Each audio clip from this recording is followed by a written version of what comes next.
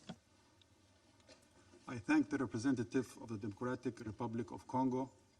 I give the floor to the representative of Bahrain.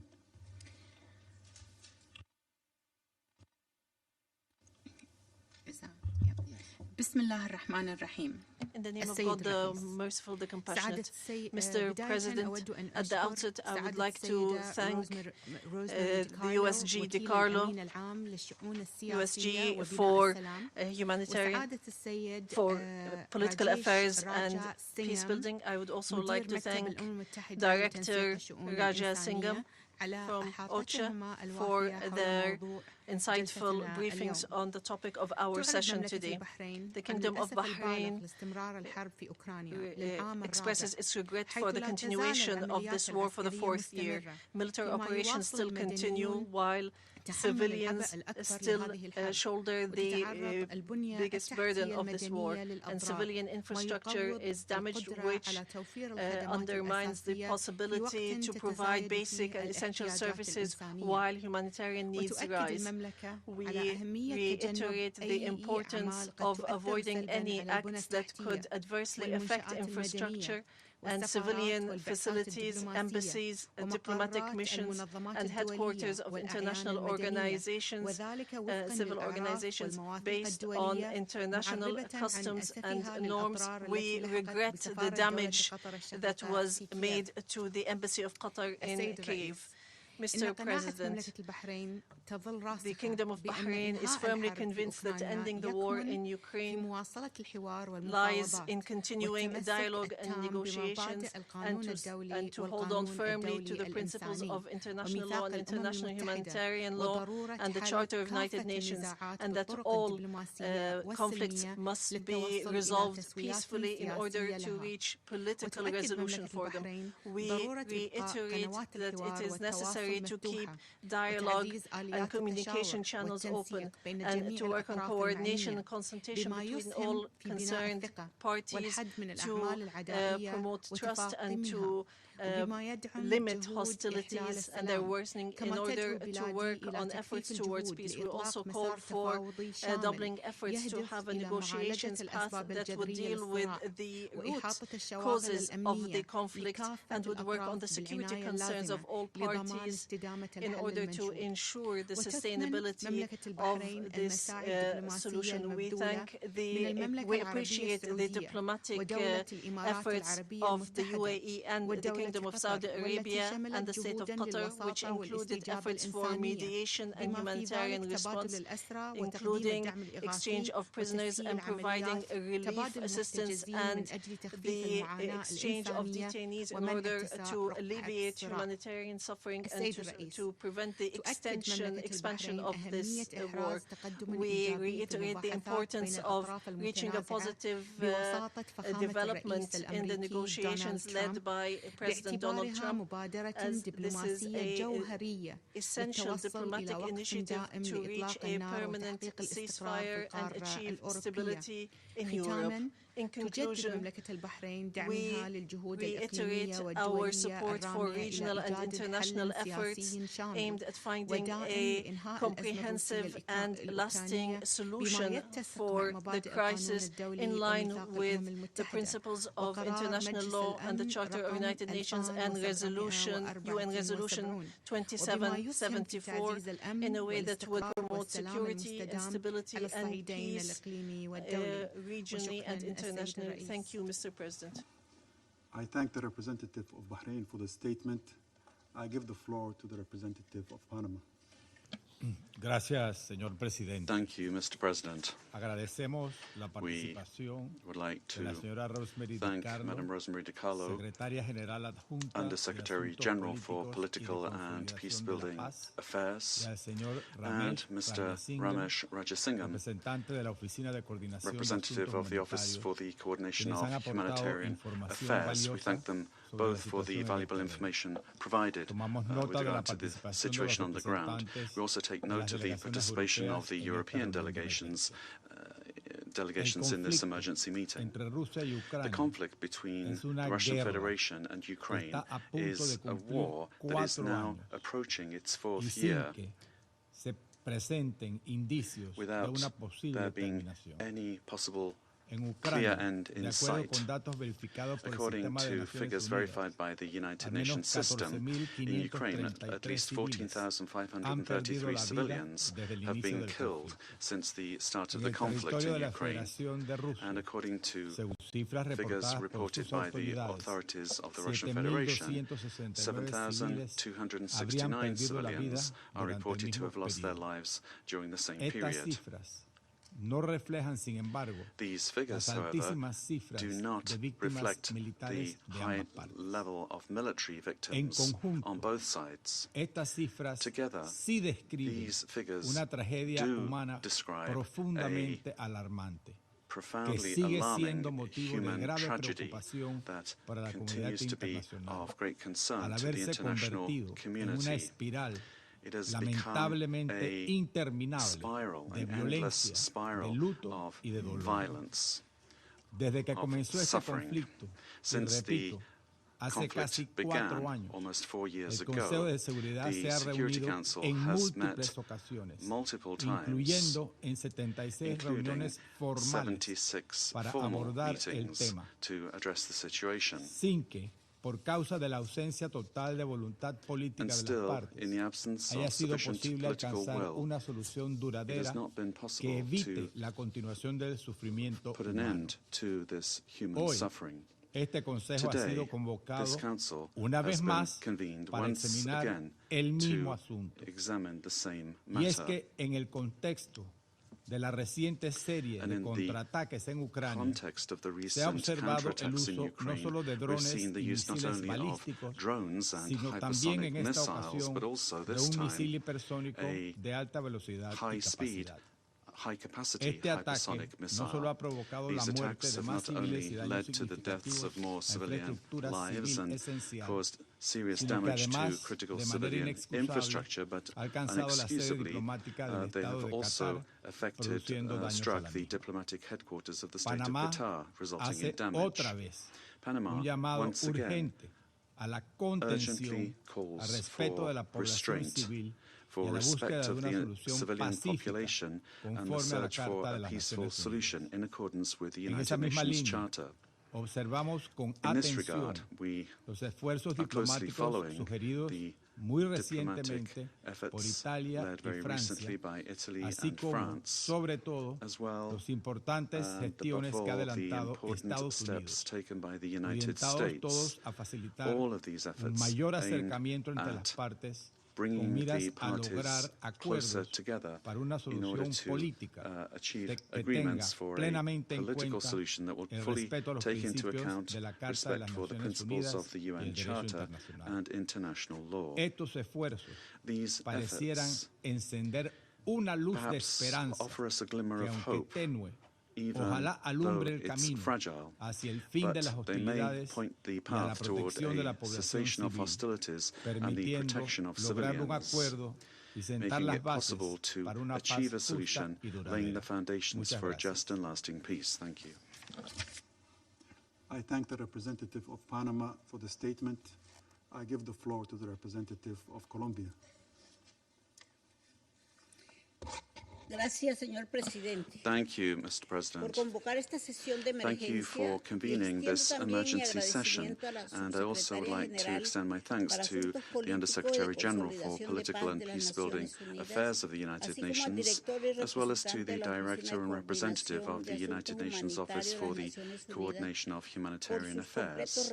I thank them both for their comprehensive reports, which once again reveal the severity of the humanitarian situation in Ukraine, with an increasingly devastating human toll. Colombia expresses its absolute rejection of the use of force and of threats of the use of force, as these are actions that undermine the territorial integrity and political independence of any country.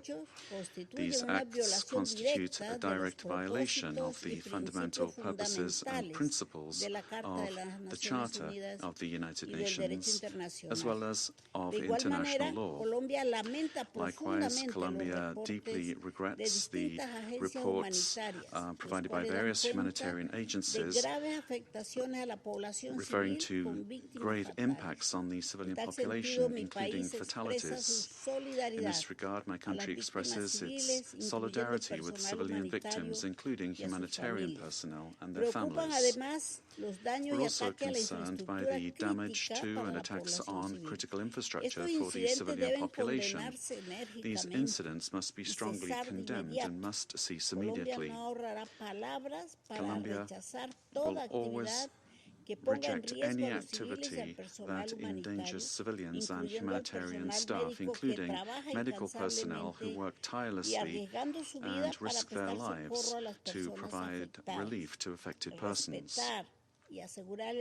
Respecting and ensuring respect for international humanitarian law in all circumstances and without exception is an obligation of the parties, and it is not a negotiable matter.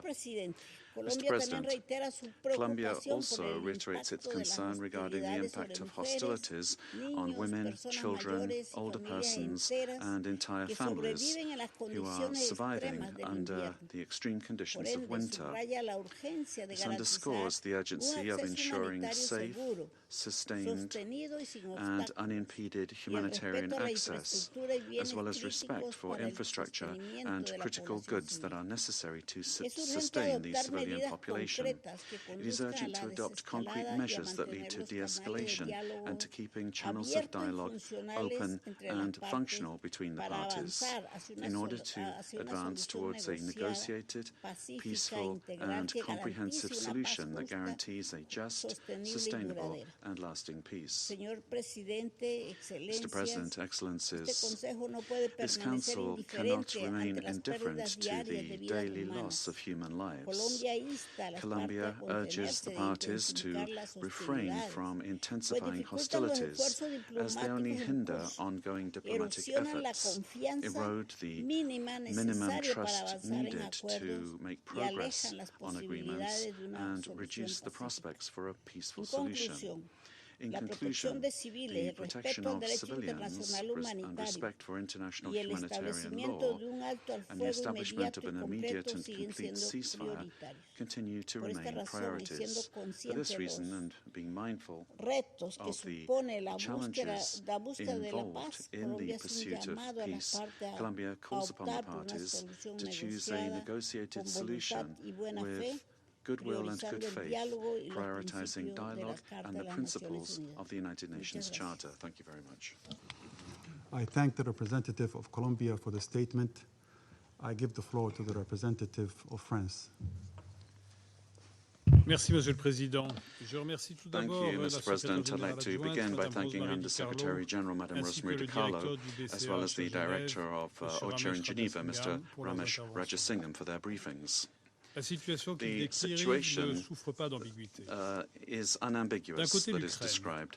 On the one hand, Agressée par la Russie, Ukraine, which has been attacked by Russia, et l'Ukraine ne cesse de démontrer sa volonté de paix, continues to et ce, dans le demonstrate its cadre des willingness efforts pour for mettre fin à la peace, guerre to put menés an par end les to the États-Unis war, et l'Europe. particularly within the framework of the efforts led by the L'Ukraine United l'a fait States and Europe. systématiquement au cours des It rencontres has de done haut this niveau qui systematically se sont during the déroulées aux high-level États-Unis et meetings en held in Europe the United au cours des States dernières and semaines. in Europe over the past weeks. De l'autre côté, la Russie, On the other hand, Russia qui fait une fois de plus le choix de is l'escalade dans la once again violence choosing to et du escalate the ciblage des violence populations and civiles target the ukrainiennes. Ukrainian civilian Nous population. renouvelons notre profonde solidarité And we once again avec express le our peuple full ukrainien. solidarity with the Ukrainian people. Monsieur le Président, il y Mr. a quelques President, jours, le a few ministre days russe des ago, Affaires Russian étrangères, Sergei Foreign Lavrov, Minister Sergei n'avait pas Lavrov hésité à did not indiquer que hesitate les Européens, to et je le state that, cite, and I quote, constituaient le principal Europeans obstacle à la paix. constituted the main obstacle to peace. Mais quand la Russie se But targue when de Russia tirer boasts un of missile firing balistique a à nuclear capacité capable d'emport ballistic nucléaire missile sur Lviv, at Lviv, à 50 km de la 50 frontière kilometers from the polonaise, Polish border, quel État which constitue state réellement truly un obstacle à la paix? constitutes an obstacle to peace? D'autant que la Russie a affirmé le Especially faire since en Russia réponse à une claimed prétendue to attaque be acting in ukrainienne response to sur an une alleged résidence Ukrainian présidentielle attack russe, on a Russian presidential prétendue residence, attaque dont nous savons an tous alleged attack that we all know qu'elle est une grossière mise en scène is a russe crude pour Russian saper le processus de staging paix aimed at au moment où undermining il s'agit the pour elle, la peace Russie, process de at a répondre à time une when it's up proposition to Russia patiemment to élaborée respond to par les a médiateurs carefully américains.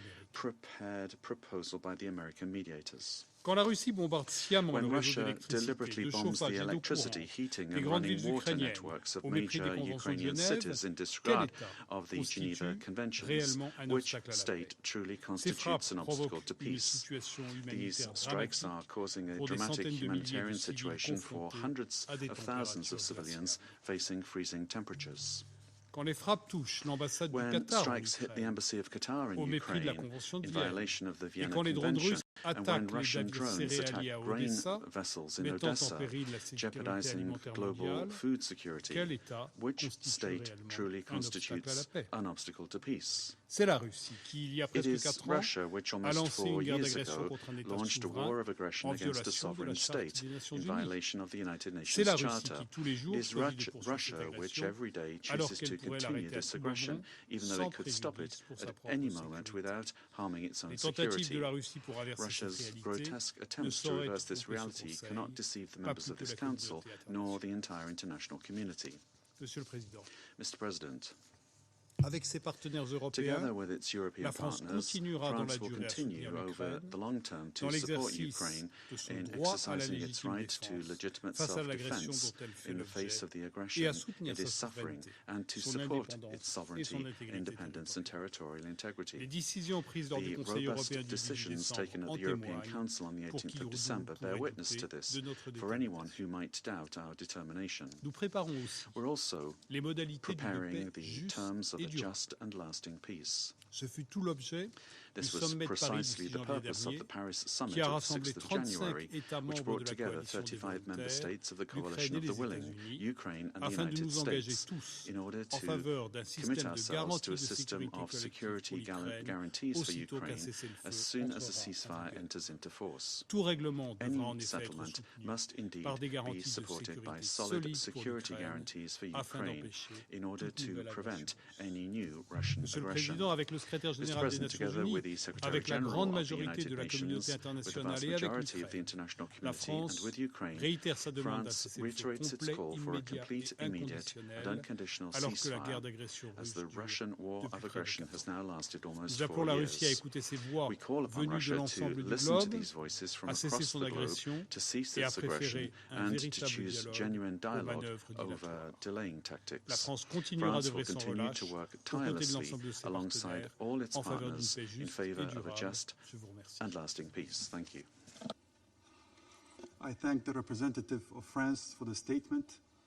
I give the floor to the representative of Pakistan.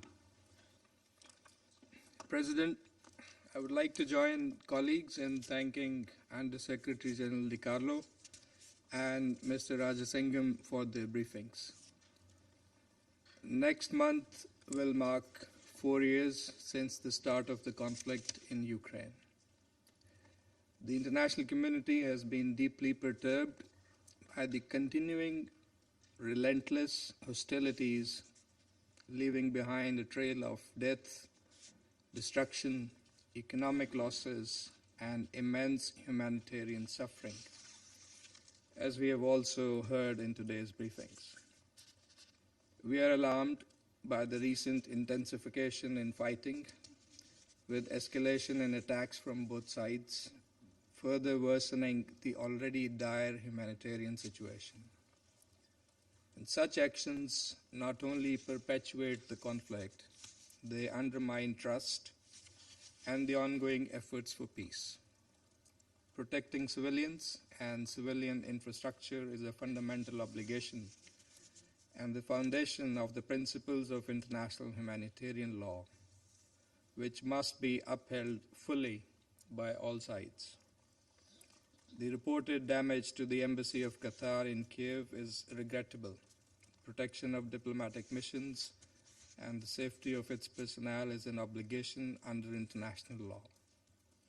President, from the outset, Pakistan's position has been anchored in an unwavering conviction, the supremacy of dialogue, as the only viable path for lasting peace. Now, more than ever before, the overwhelming global opinion is on the side of ending this conflict through peaceful means. This can only be achieved through a sustained, meaningful, and structured dialogue. Diplomacy and genuine engagement we have seen have delivered in the past. In the case of Black Sea Grain Initiative in July of 2022, and earlier in Istanbul, the two sides were seemingly very close to an agreement within weeks of the start of the conflict. The Security Council Resolution 2774 of last February was another opportunity that should have been seized in earnest by all sides for a swift end to the conflict. And Resolution 2788, adopted in July, further reinforced the imperative of peaceful settlement of disputes. Fortunately, the window for peace is still there. We commend efforts by many countries, particularly the United States, for the resolution of this conflict, giving primacy to dialogue. We hope that all sides will make full use of the ongoing diplomacy, demonstrate genuine political will, and engage constructively to make meaningful strides towards a peaceful, negotiated settlement of the conflict, starting with an immediate ceasefire. We hope that these efforts would lead to a just and lasting settlement in line with the UN Charter, international law, and relevant multilateral agreements acceptable to all sides, that corresponds to the security interests of both Ukraine and Russia and ensures peace and stability in Europe. The imperative to deliver millions from agony must remain paramount. For this, the path forward should be guided by sagacity, mutual understanding, and collective concern for humanity. Pakistan supports all efforts aimed at resolving the issue peacefully in a comprehensive and durable manner. I thank you. I thank the representative of Pakistan for the statement. I give the floor to the representative of the Russian Federation. Mr. President, we're under the impression that some of the elected members came here to the Council with just one priority: to be the mouthpiece for the Party of War's line, to accuse Russia of all ills, completely ignoring the causal links which are the reason for the particularly deep crisis of European security. They believe that they're blameless. Our supercilious ex-partners never noticed, nor do they now see, the plank in their own eye. They are suffering from political colorblindness. They see everything as being black or white. The Russian army conducted one massive and four grouped strikes between the 3rd and 9th of January. As a result, we struck transport, air, port, and energy infrastructure, which sustain the work of the Ukrainian military-industrial complex, as well as Ukrainian armed forces, UAF temporary deployment sites, and those of foreign mercenaries. This was in response to an attack waged by the Kiev regime on the residency of the Russian president and civilian infrastructure objects in Russia. During the strike, the Oreshnik system was used, a system against which there is no air defense. Our Western colleagues tell us about civilian casualties, the majority of which, as everyone knows, including the Ukrainians, which are the consequences of the work of Ukrainian air defenses. All of these loud but utterly groundless assertions about targeted Russian attacks on Ukrainian families soundly asleep in their homes are utterly uncorroborated. They're not backed up by any facts nor any evidence. The Russian armed forces do not strike civilians. At the same time, our Western colleagues are completely ignoring the crimes being committed by the Kiev regime, which is deliberately striking at Russian regions, striking at civilian objects and civilians. In December 2025 alone, the number of civilians injured by UAF strikes, these are civilians, the figure stood at least 367 people. 56 people died. Against this backdrop, we are to this day astounded by the silent response on the part of the international community, first and foremost the Secretary General of the UN. It's now the norm, avoiding clearly qualifying such actions as terrorist acts, writing these off as uncorroborated facts is tantamount to jettisoning the basic principles of international humanitarian law, including the protection of civilians and a ban on premeditated strikes on civilian objects. Yet as soon as Russia uses its military against the Ukrainian armed forces and its infrastructure, emotions start to run high.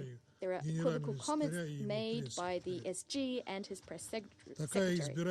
This selective blindness, unfortunately, is characteristic of the UN Secretariat's leadership. In the absence of a response from the so-called collective West, much like the fact that leading Western media sources are completely ignoring these tragedies, is now the lamentable norm. This equates to, de facto, covering for the terrorist acts committed by the Kiev regime and complicity therein. After all, responsibility for what's happening falls not only on those who are pulling the trigger, but also on those who for years have been promoting impunity, supplying arms, and providing political cover for such actions. That's what the billions Ukraine has pested out of the pockets of European taxpayers is going towards. This complicity, this aiding and abetting, sooner or later you'll have to take responsibility for this. We've repeatedly said that not a single action taken by the neo-Nazi posse which is hunkered down in Kiev will go unanswered. An utterly flagrant case is yet another despicable terrorist act committed against civilians in the village of Holy, a resort in the Kherson region. Civilians, families with children, locals and visitors gathered at a hotel cafe to celebrate the new year, 2026. At that very moment, Ukrainian terrorists conducted a premeditated strike on this gathering. As a result of the terrorist attack, 29 people perished, including 2 children. Over 30 people were wounded. We don't have the slightest doubt about this odious attack being planned in advance. It was premeditated. Before the strike, a reconnaissance UAV loitered over this settlement for a long time. This serves as further confirmation about the fact that Ukrainians knew full well where it was striking and at whom it was striking. The attack was conducted as clocks struck midnight, right when there were civilians in the building. For those who don't know this, the village of Holy is located in a resort zone on the Gorky Kut Peninsula, surrounded on 3 sides by the Black Sea. It lies beyond the so-called Red Line. There are no, nor have there ever been any military objects there. The former port long ago lost any significance, and the area is being developed solely for leisure purposes. There are children's camps, recreation centers, and other tourist infrastructure there. Now, this vile terrorist act stands out for its cynicism.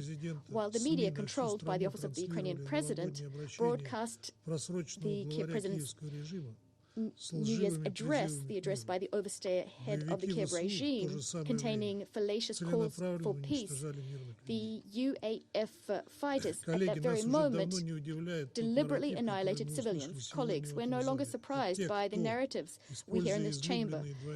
Narratives from those who use their beloved double standards to request Security Council meetings on Ukraine and at the same time hypocritically turned a blind eye to ruthless killings committed on the orders of the Zelensky regime, mired in terrorism, corruption, and lawlessness. Zelensky, who's determined to get as much money and weapons from its European puppeteers, both for himself and his inner circle. This terrorist act is not an exception. It's one of the many examples of inhumane crimes committed by the Zelensky regime against Russian civilians. Ms. DiCarlo mentioned them, at least. But as always, the UN cannot verify these. 500,000 people in the Belgorod region are without electricity, but the UN can't verify that for some reason. The Ukrainian party won't be helped neither by the failed French summit of the Coalition of the Willing, nor by the advance towards Ukrainian borders of NATO forces. The consequences of NATO's presence in the Ukraine is something we've spoken about repeatedly. Although this is something many boasted about only recently, the threat of this was to a large extent the trigger for us starting a special military operation alongside our desire to end the war waged by the Kiev regime against its own people. Nor will they be helped by incantations about a ceasefire in hope of getting a breather from the devastating defeats Ukraine is experiencing on the battlefield. Nor will Zelensky be helped by his absurd conditions which don't factor in reality links to which he lost long ago. These are conditions he sets in response to U.S. proposals, thereby nullifying them. All of a sudden, the European Commission is discussing the fact that at some stage, the EU will have to engage in dialogue with Russia. It makes us want to ask, where have you been all this time? We have never turned away from dialogue. It is you who superciliously thought that it won't get that far. It won't go as far as talks because strategic defeat would be inflicted on the Russian Federation. Until the leader in Kiev comes to his senses and agrees to realistic conditions for negotiations, will continue solving the problem by military means. He was warned long ago. With each passing day, each day which he squanders, the conditions for negotiations will only get worse for him. Similarly, each vile attack on Russian civilians will elicit a stiff response. I thank you. I thank the representative of the Russian Federation for the statement. I shall now make a statement in my capacity as the representative of Somalia. At the outset, I thank USG DiCarlo and Director Rajan Singham for their comprehensive briefing. Our delegation remains concerned by the continued deterioration of the security and humanitarian situation in Ukraine.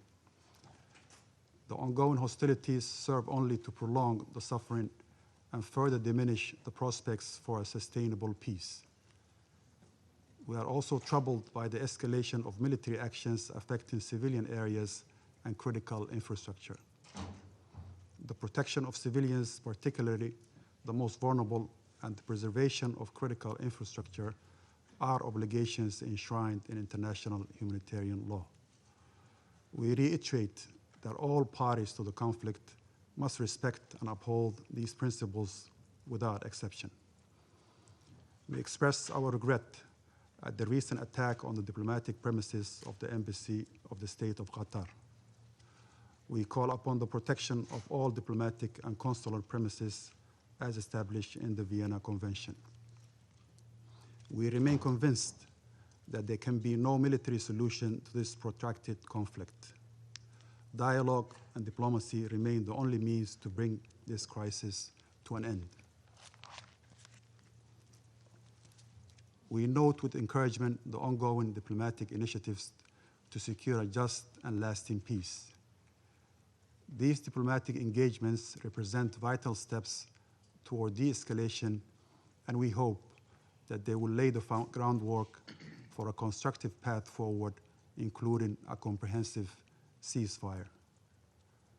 We call upon all sides to seize this diplomatic momentum, exercise utmost restraint, and commit to genuine negotiations. A durable resolution must address the underlying root causes of the conflict and be consistent with the international law and the principles of the United Nations Charter. In closing, my delegation reaffirms its unwavering support for all diplomatic efforts aimed at achieving a resolution that restores peace, security, and stability. The Ukrainian people and all those affected by this conflict deserve a future defined by peace, prosperity, and dignity. I resume my function as the President of the Council. I now give the floor to the representative of Ukraine. Mr. President, distinguished members of the Security Council, I thank the Presidency of Somalia for convening today's meeting, as well as the delegations of Denmark, France, Greece, Latvia, Liberia, and the United Kingdom for their support of Ukraine's emergency request. I'm also grateful to Under-Secretary General Rosemary DiCarlo and Director Raja Singham from OCHA for bearing witness of new horrendous war crimes and crimes against humanity that Russia committed in the last weeks against the civilian population in Ukraine. We praise the leading role of the UN in providing humanitarian aid to those who have suffered. Every time the international community believes that Russia has reached the limits of lies and barbarity, Moscow once again outdoes itself, finding the way to sink even lower and proving that there is no bottom of its criminal intent. Russia deliberately waited until early January, when temperatures in Ukraine plunged to minus 15 degrees Celsius, to unleash some of its most devastating drone and missile strikes against our energy infrastructure, pushing millions of civilians to the very edge of freezing.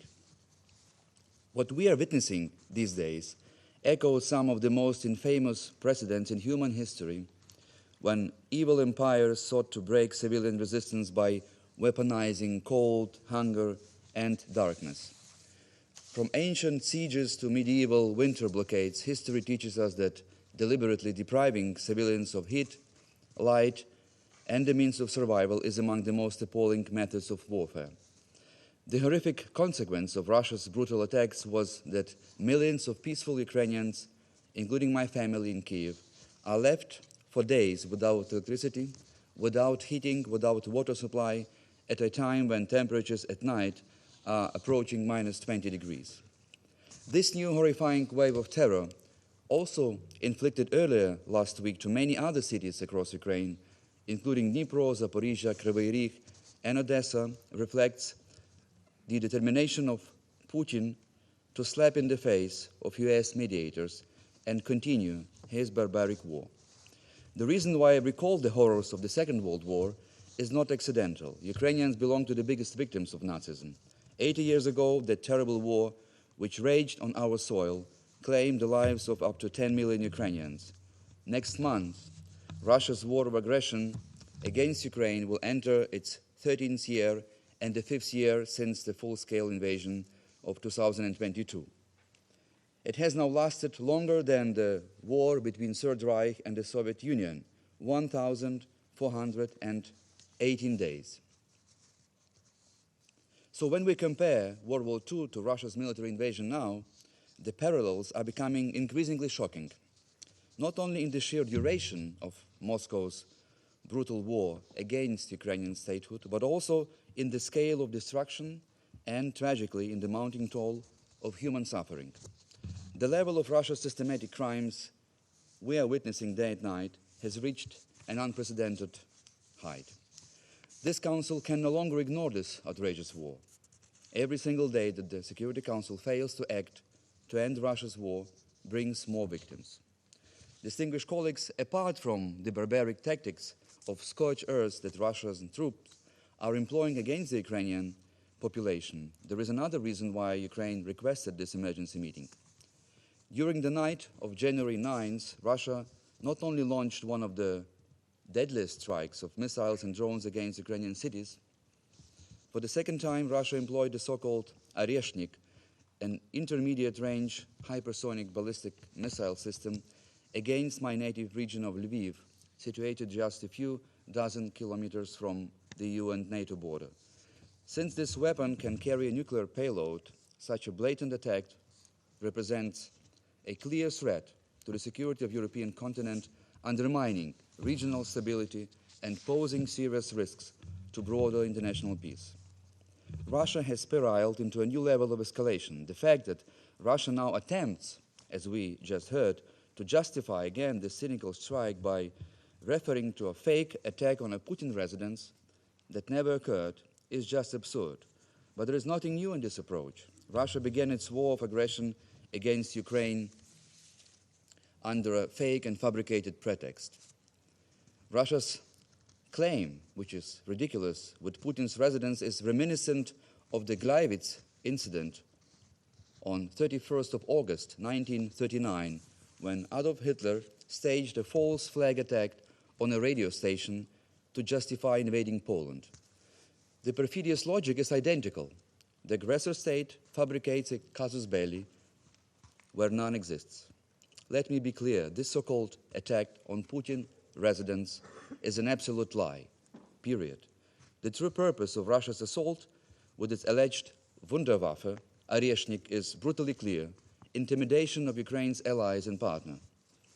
Dmitry Medvedev, former president of Russia and now deputy secretary of the National Security Council, directly confirmed this in his X post, commenting it in a prison-like jargon. I quote, "The ruling European dimwits want a war in Europe after all. It's been said 1,000 times Russia won't accept any European or NATO troops in Ukraine, but no, Macron keeps peddling his pathetic bullshit, Well, come on, this is what you'll get," end quote. And then Medvedev joyfully shared a video of the Oreshnik strike in Lviv region. Putin claims that this high-tech Oreshnik missile cannot be intercepted. This is just a joke. The so-called super weapon he boasts about is little more than just a trinket.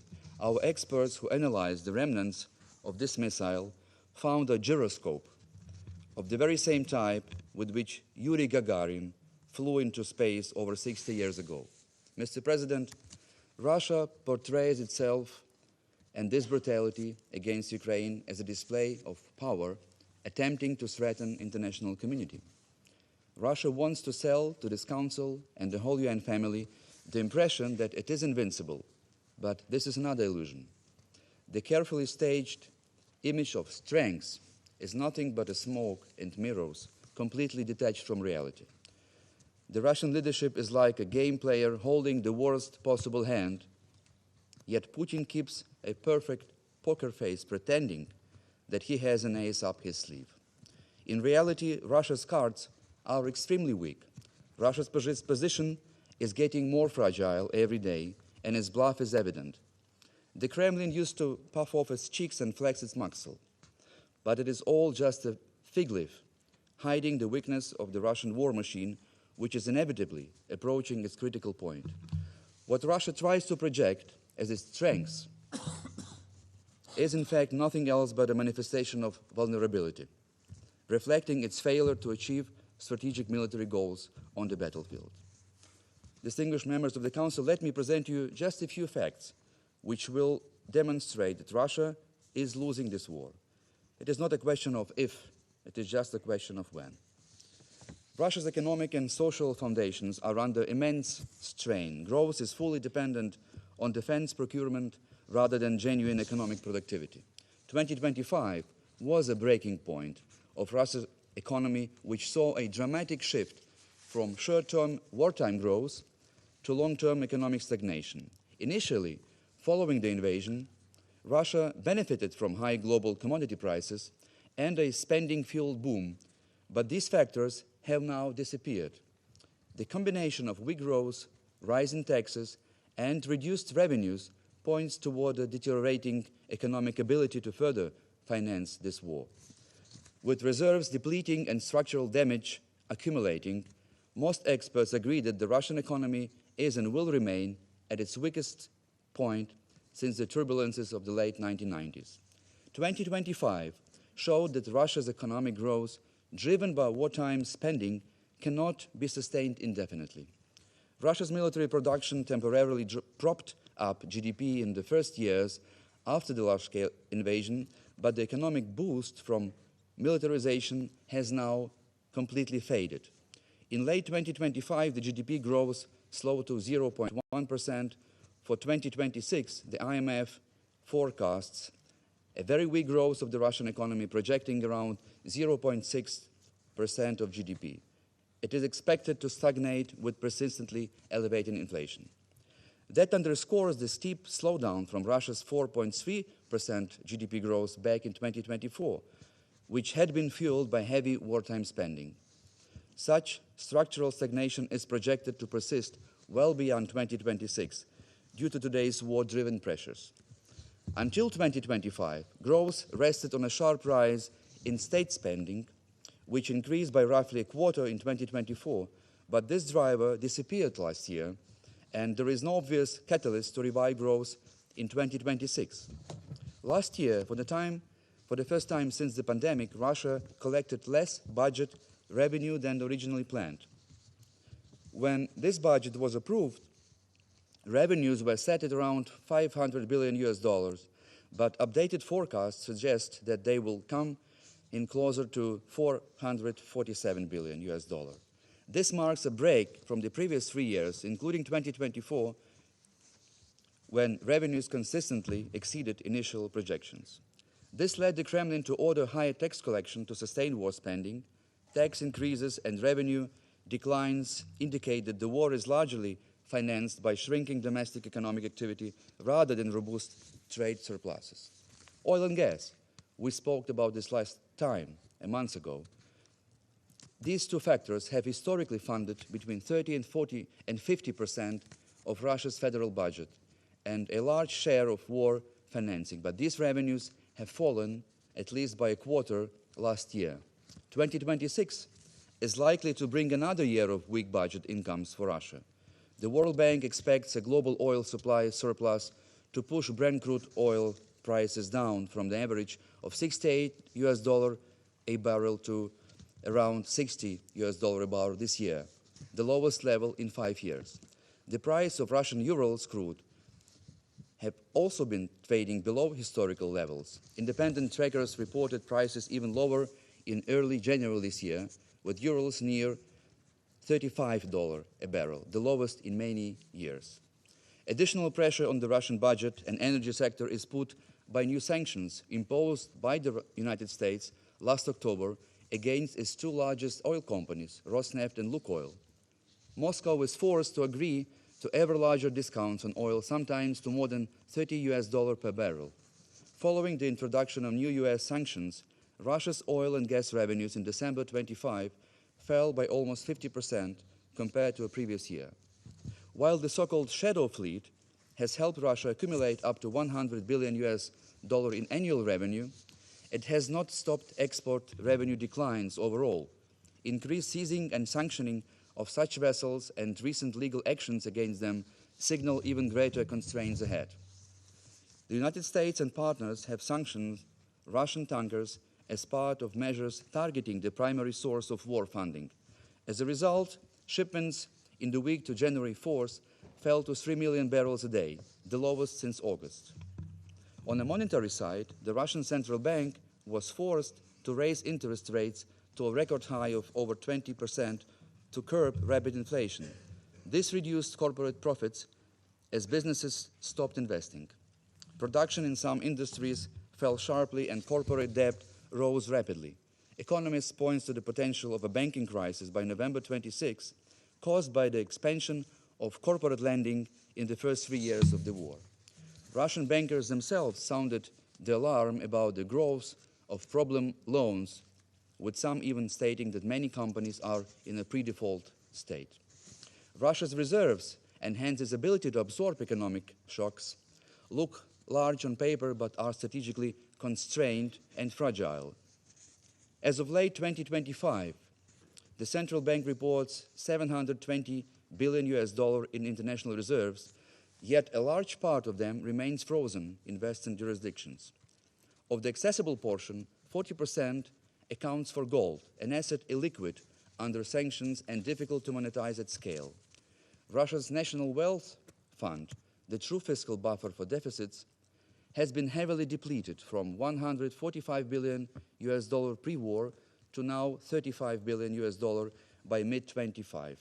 Ongoing budget deficits of roughly 3 to 4% of GDP, driven by military spending and weaker energy revenues, mean the fund is being drawn down to plug gaps rather than invest, with credible projections that it could be exhausted in 2026 if conditions persist. Out quick loans that they cannot repay. But this war has also created a true demographic shock for Russia. Just imagine this figure. Since Putin began his war in February 2022, there have been over 1.2 million Russian casualties, killed or wounded. Last year, Russia was losing on average 1,200 soldiers a day, or 50 soldiers an hour, or almost 1 soldier per minute. So during this emergency meeting of the Security Council, most probably around 100 Russian soldiers will have lost their lives.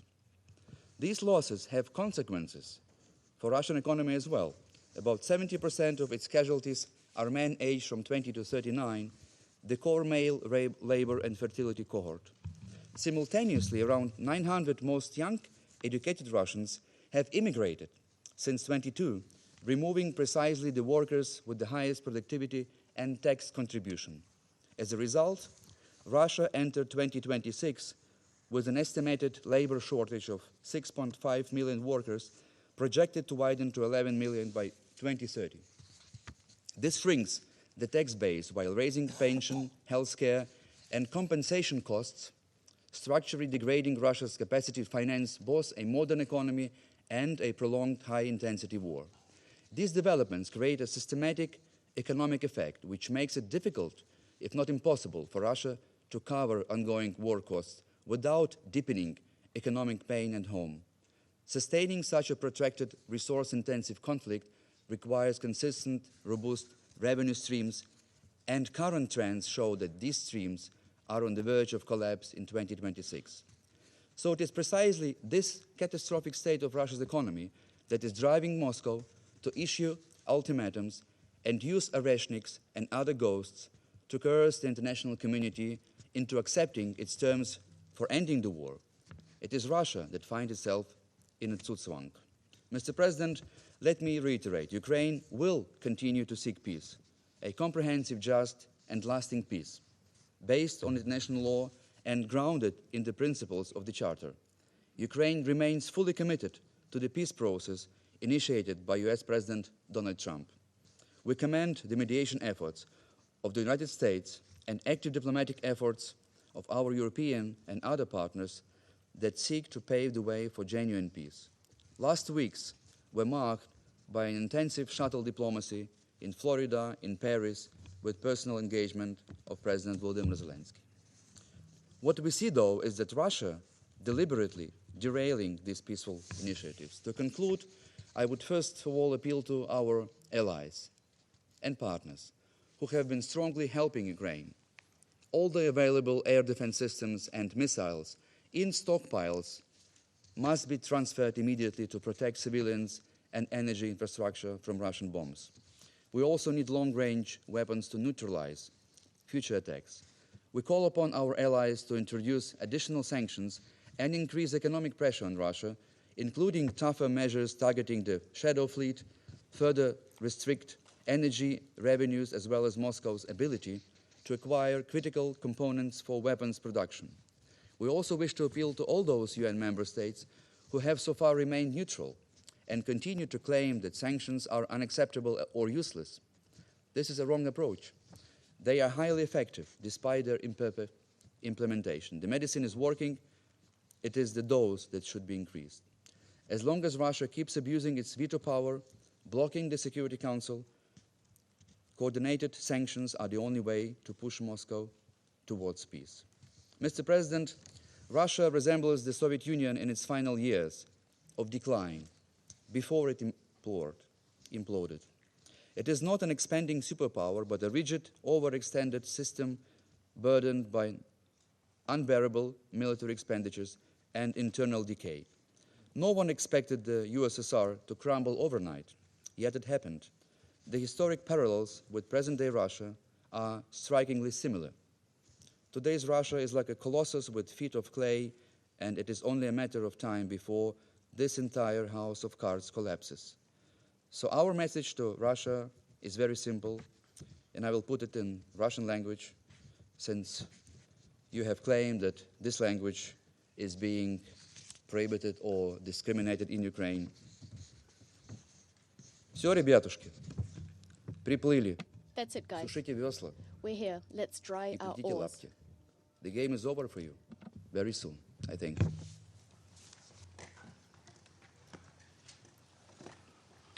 I thank the representative of Ukraine for the statement. I give the floor to the representative of Poland. Mr. President, thank you for convening this meeting promptly in response to yet another escalatory action by the Russian aggressor.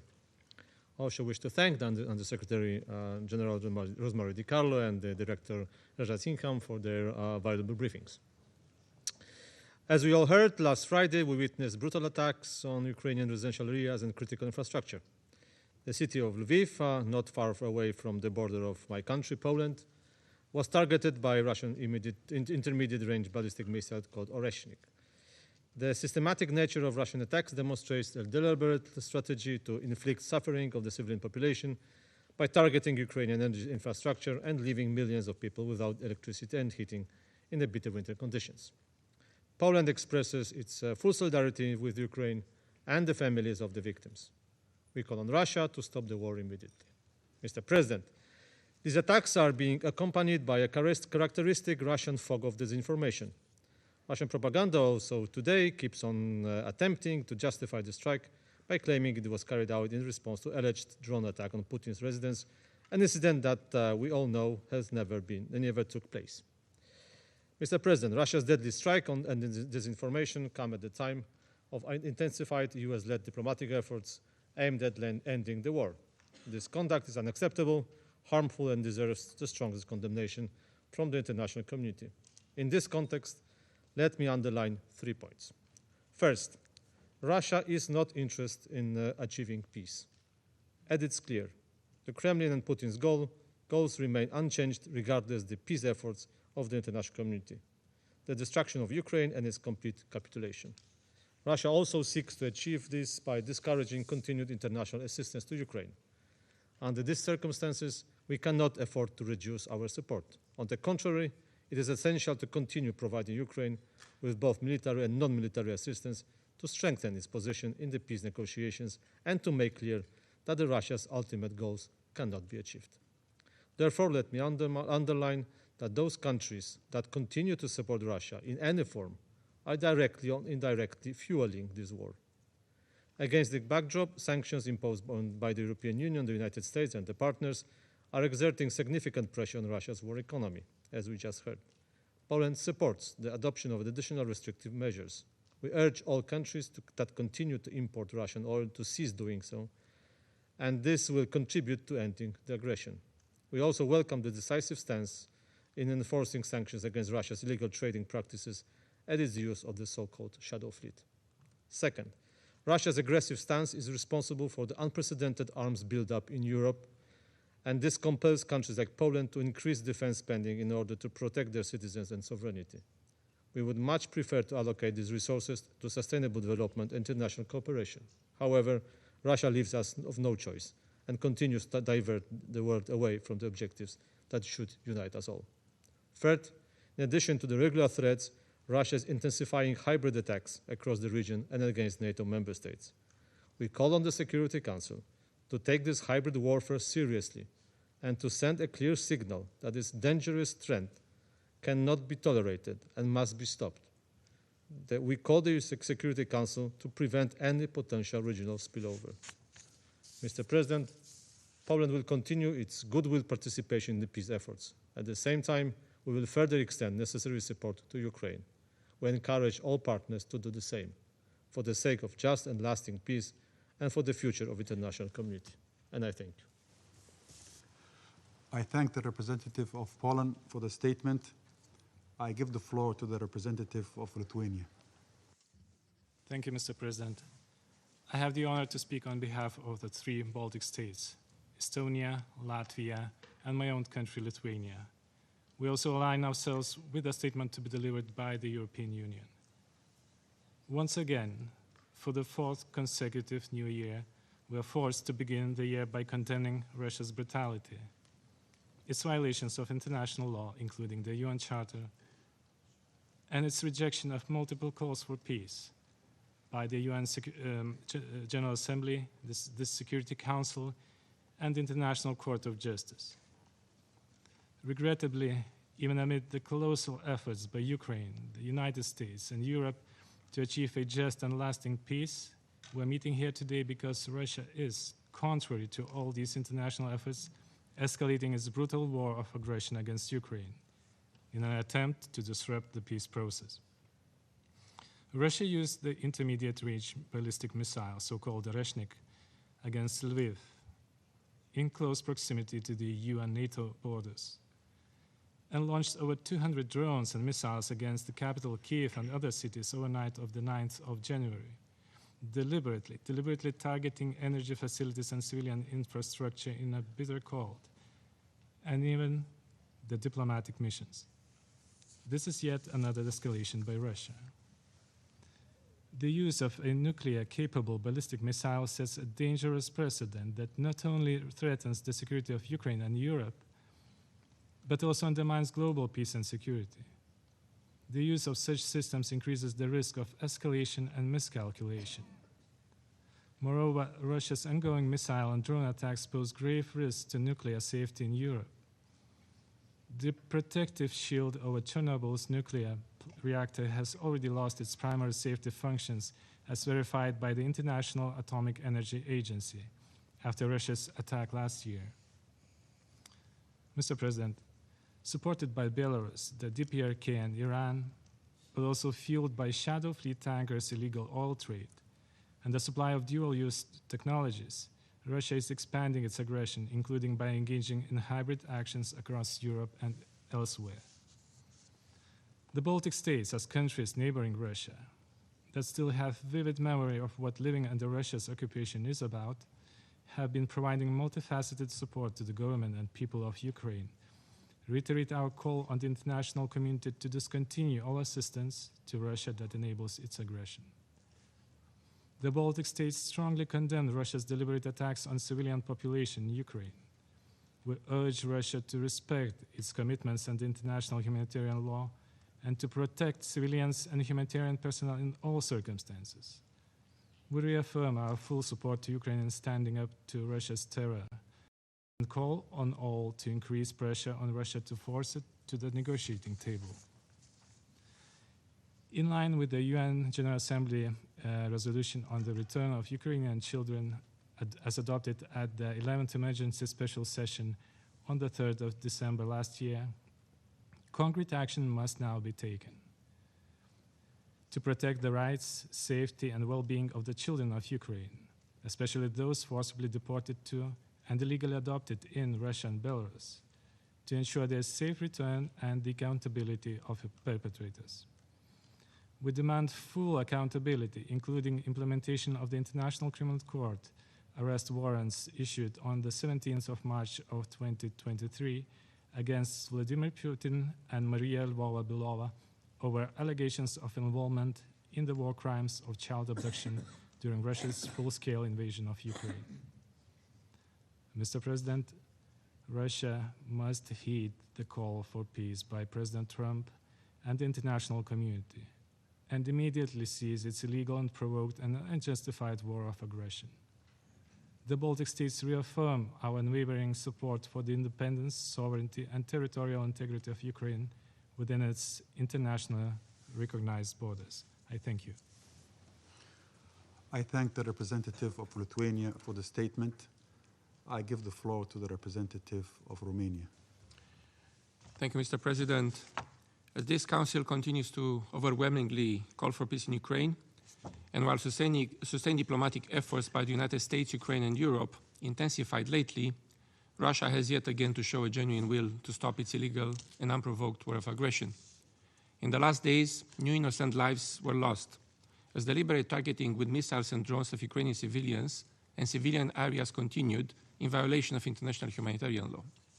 Millions of Ukrainians were deprived of essential services, including electricity, heating, and water, in the midst of a harsh cold spell as a result of a weaponization of winter. Another foreign diplomatic mission in Kyiv sustained damage, once again demonstrating the reckless nature of these attacks and disregard for international law. Romania joins the UN Secretary General and other Council and UN member states in strongly condemning the continued Russian targeted attacks against civilians and civilian infrastructure in Ukraine, including strikes in Kyiv and Lviv region, which are unacceptable under international law and must stop. We reiterate our solidarity with the Ukrainian people, and we remain determined in supporting Ukraine in ensuring accountability and justice for these brutal attacks. President, there is no justification to respond with escalation and terror against civilians while the whole world expects now Russia to match Ukraine's proven commitment and engagement in peace efforts. The use of an Oreshnik intermediate-range ballistic missile against civilian infrastructure, as well as in close proximity with the borders of the European Union and NATO, was escalatory and constitutes a serious threat to regional international security and stability. And this is not what is expected from a responsible permanent member of the Security Council. Instead, it is high time to put an end to this senseless war of aggression. Intense diplomatic efforts by the United States, Ukraine, and the European Union in the last weeks brought progress in pursuing the goal of a just and lasting peace in Ukraine. An immediate ceasefire, to which Ukraine already committed, remains a significant first step. And it remains imperative to keep up pressure to stop this war, including through sanctions and concerted action against Russia's shadow fleet. Security in the Black Sea remains of concern for us as well, as Russia stepped up attacks on ports in the Odessa region. Alongside its partners in the coalition of the willing, Romania remains engaged in ongoing diplomatic efforts led by the United States towards a just and lasting peace. Robust and workable security guarantees for Ukraine is the element that will define such a peace in face of an aggressor with a historical record of relapsing into breaches of international law. We informed extensively this Council about Romania's comprehensive efforts in supporting Ukraine and addressing the global consequences of Russia's aggression. And Romania will continue to bring its contributions to securing peace and reconstruction in Ukraine. We reiterate our continued support for Ukraine's independence, sovereignty, and territorial integrity within its internationally recognized borders. The achievement of a comprehensive, just, and lasting peace needs to be in line with the UN Charter and those principles. Peace must not reward the aggressor. Thank you, President. I thank the representative of Romania for the statement. I now give the floor to His Excellency Mr. Stavros Lambrinidis, Head of the Delegation of the European Union to the United Nations. Thank you, President. And thank you to the Somali Presidency for convening this meeting. Thank you to the briefers for their updates. And also allow me to use this opportunity to warmly welcome the Council's new members. Colleagues, we meet as Russia continues to escalate its war of aggression against Ukraine in ever more brutal ways. In recent days, and while peace talks intensify, Russia has intensified its own attacks in Ukraine, cynically striking civilian energy, heating, and water infrastructure in the midst of winter, and deliberately targeting civilians, including women, children, and humanitarian workers. Last Thursday, Russia struck Ukraine with a reported 242 drones and 36 missiles. Among these, you've heard this many times in this room today, an Oreshnik hypersonic missile targeting Lviv, just 60 kilometers from the Polish border, where it hit residential buildings and energy infrastructure. The Qatari embassy was also damaged. And Russia has also significantly stepped up attacks on the city and port of Odessa, a crucial hub for global food security. This, colleagues, is unacceptable escalation and a further sign, if any were needed, that Russia has no interest in ending its war of aggression and stopping the killing. The European Union recalls that intentionally directing attacks against civilians and civilian objects, as well as indiscriminate attacks, constitute violations of international humanitarian law and do amount to war crimes. And this, colleagues, this violence, this open aggression, this war has been going on and on and on for 4 years. As we approach the 4th anniversary of Russia's full-scale invasion, an illegal and unprovoked military action, all efforts should be geared towards achieving a just and lasting peace. Russia appears to believe that it can justify its actions and, at the same time, pretend to be committed to peace. It cannot. And as this were not enough, it complements this charade by continuing to spread false claims, including that Ukraine allegedly attacked a Putin residence, to distract attention from its years-long and escalating brutality. The reality, plain and simple for all to see, is that while Russia escalates, Ukraine is committed to peace. It has agreed to an immediate ceasefire already nearly a year ago, and continues every day to advocate for a just, lasting, and comprehensive peace in line with the decisions by the General Assembly and the UN Charter. The reality is that peace talks have been intensifying and have made progress in spite of Russia's intransigence.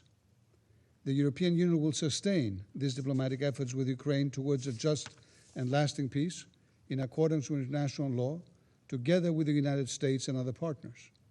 Chair, we urge Russia to agree to a full, unconditional, and immediate ceasefire, and call on all members of this Council to rally behind this objective and to push Moscow to engage in meaningful negotiations. The UNSC should exert maximum diplomatic pressure on the only country that openly violates Resolution 2774 to stop the killing. Third countries and actors and entities therein that continue enabling Russia's war of aggression must stop doing so. We condemn the continued military support provided by Iran, by Belarus, by the DPRK, and urge all countries, including all members of this Council, to immediately cease any direct or indirect assistance to Russia in its war of aggression. Dear colleagues, for peace to be just and lasting, borders must not be changed by force. Not in Ukraine, not anywhere. Any future agreement must respect Ukraine's independence, sovereignty, and territorial integrity within its internationally recognized borders. And it must guarantee Ukraine's long-term security and ability to defend itself. In this regard, the EU and member states are ready to contribute to robust and credible security guarantees for Ukraine, notably through the coalition of the willing and in cooperation with the United States. This will include supporting Ukraine's ability to deter aggression and defend itself effectively. President, I close by reaffirming the European Union's continued and unwavering support for Ukraine's independence, sovereignty, and territorial integrity within its internationally recognized borders. In coordination with our allies, we will continue to pursue an immediate ceasefire and a just and lasting peace, and to provide comprehensive political, financial, economic, humanitarian, military, and diplomatic support to Ukraine and to its people. Thank you. I thank His Excellency Mr. Lambrinidis for the statement. There are no more names inscribed on the list of speakers. The meeting is adjourned.